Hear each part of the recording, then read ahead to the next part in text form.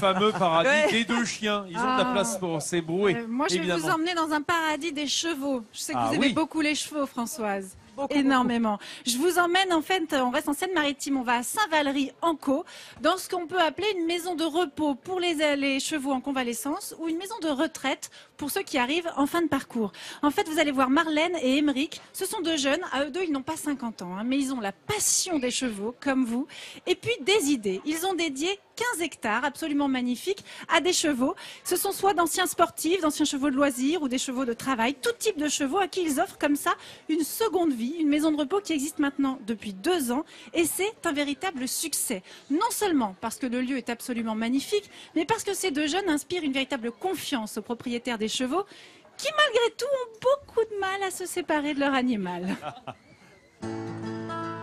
C'est un jour spécial pour Charline. Aujourd'hui, elle va devoir faire ses adieux à Fleuron, son cheval depuis 10 ans. Demain, elle quitte la Normandie pour emménager en région parisienne et ne peut emmener avec elle son fidèle compagnon. Tiens. Là. Vous voulez que je vous laisse l'emmener directement? Laissez-le sortir tranquillement avec ses habitudes.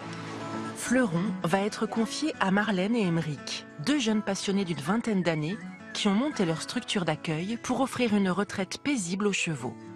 Je suis mutée professionnellement, donc il va falloir que je change de département et fallait que je trouve une solution pour le cheval. Et j'ai rencontré Madame Buret-Marlène et j'ai trouvé que c'était une dame exceptionnelle, donc mon choix s'est porté vers eux. Leurs écuries sont toutes neuves et m'ont donné envie de leur confier mon cheval.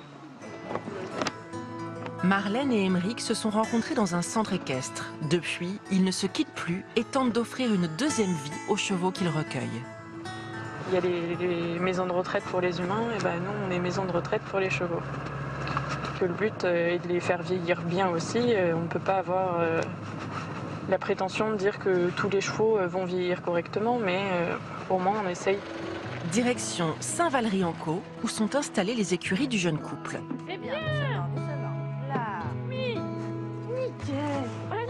Dès son arrivée, le cheval est emmené dans un des nombreux pâturages des écuries. Si ses futurs amis sont impatients de le découvrir, l'instant est plus difficile pour sa propriétaire. Bon, dernier boujou.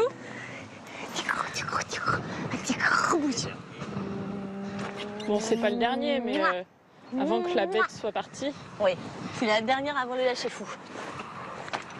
Allez, amuse-toi bien, mon chéri, dans la colonie de vacances.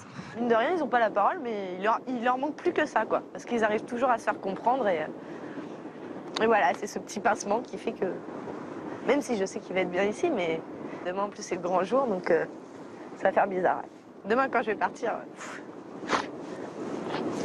ça va me retourner le cœur. Oh non. C'est bien. Mais bon, il n'est pas perdu, je sais qu'il sera bien. Quoi. Pendant que Fleuron découvre son nouveau cadre de vie, Marlène, elle, observe ses réactions et celles de ses congénères. A priori, ça a l'air de bien se passer.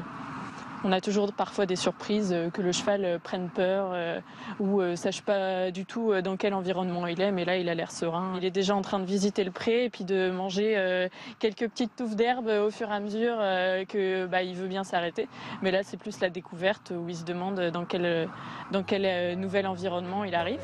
Sur le même principe qu'une pension, c'est aujourd'hui près de 30 propriétaires qui ont fait confiance au jeune couple. 3 ans après avoir ouvert leur structure, Marlène et Émeric ont réussi leur pari, pour le plus grand bonheur de leurs résidents.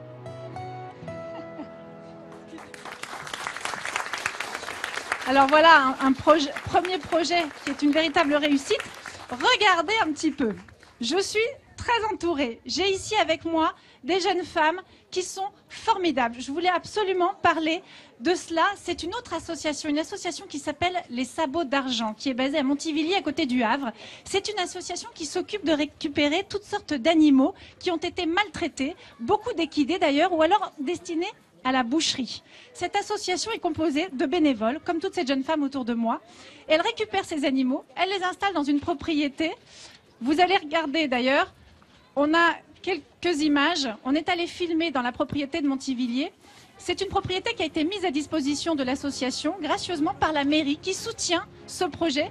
Alors vous voyez, hein, il y a évidemment beaucoup de chevaux, mais pas que, puisque l'association récupère aussi des lapins, des chèvres, des chiens, des chats, beaucoup donc de chevaux.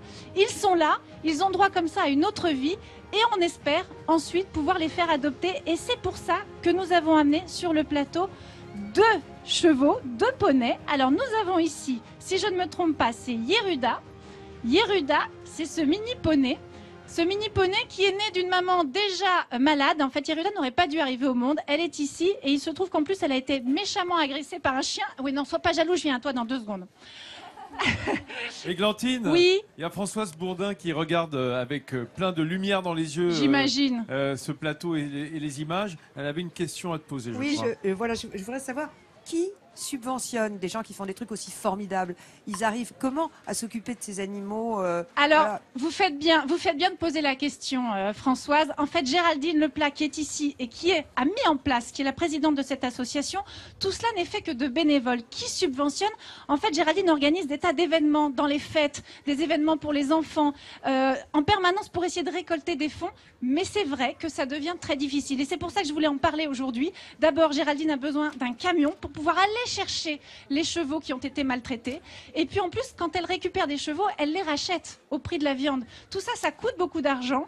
Et on arrive un petit peu à un moment où ça devient très difficile. Donc c'est une sorte d'appel à l'aide qu'on fait. Les chevaux comme celui-ci et comme ce poney Shetland sont mis ensuite à l'adoption. Alors il faut aider pour les frais de vétérinaire, pour tout ce qui va, tous les frais afférents à ces élevages. Ce poney Shetland, il s'appelle comment, rappelle-moi? Merlin. Voilà, Merlin est proposé à l'adoption aussi. On va tout vous mettre sur le site internet de l'émission, le Facebook de l'association, tout.